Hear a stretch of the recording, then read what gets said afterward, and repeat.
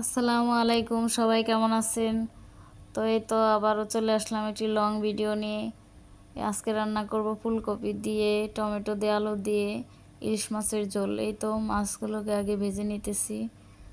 তো ইলিশ মাছ আগে মশলা দিয়ে আমি ম্যারিনেট করে মাখিয়ে রেখেছিলাম।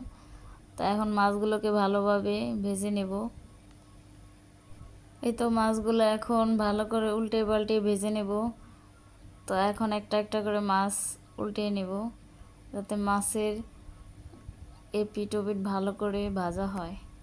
ঠিক আছে। আর ইলিশ মাছে তো সবজি দিয়ে রান্না করতে গেলে এত ভালো করে ভাজতে হয় না, হালকা একটু ভালো করে ভেজে নিতে হয়।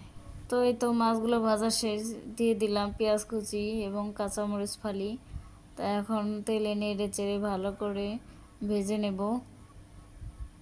পেঁয়াজ কাঁচামরিচ ভালো করে ভেজে নেওয়ার পর এখন অল্প পরিমাণ পানি দিয়ে দিলাম মশলা কষানোর জন্য। প্রথমে দিয়ে দিলাম জিরা বাটা, দিয়ে দিলাম লবণ, এখন দিলাম মরিচের ফাঁকি, তারপর দিলাম হলুদের ফাঁকি। এখন মশলাটাকে ভালোভাবে নেড়ে চেড়ে কষিয়ে নেব।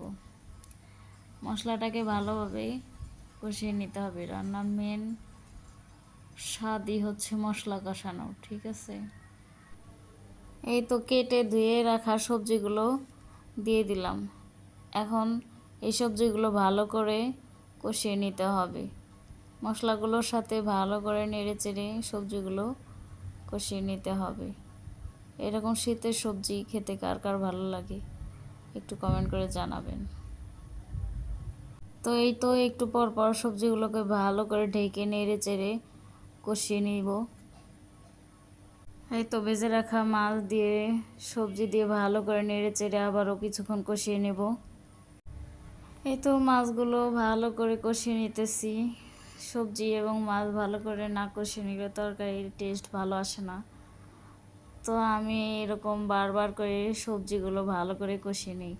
এই তো সবজি কষানো শেষ, এখন দিয়ে দিলাম ঝোলের পানি।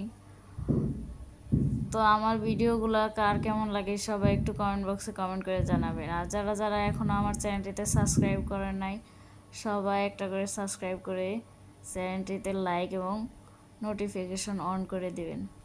তো সবাই ভালো থাকবেন, সুস্থ থাকবেন। আল্লাহ হাফেজ।